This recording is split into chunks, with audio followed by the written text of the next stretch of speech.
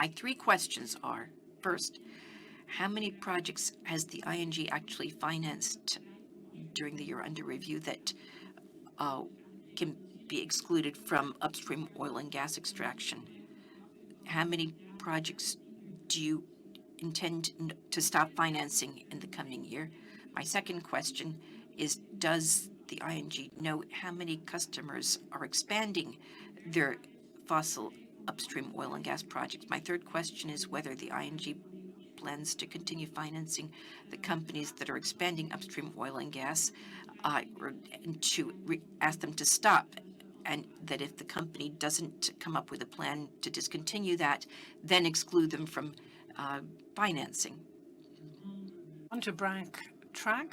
Thank you for your observations. And yes,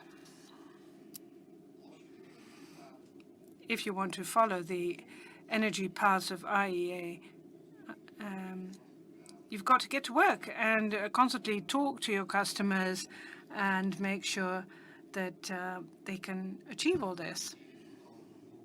And we do not disclose how many projects where we said we're not going to finance new oil and gas fields, which is precisely what we communicated to our customers. So we won't be invited to do so. And then expansion.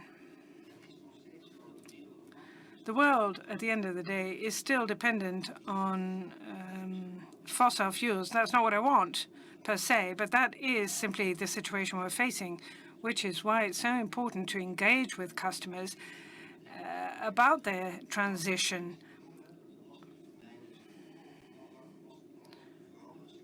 And particularly those sectors that are very difficult to change. Sometimes there are simply insufficient technologies available for those companies for them to transition very rapidly. The International Energy Agency has, in fact, said for different sectors there are different speeds, because for some sectors it's much easier than for other sectors, which is why for us it's so important to engage with the fossil companies, the fossil businesses, to help them finance renewable energy so that they can move away from oil and gas more quickly.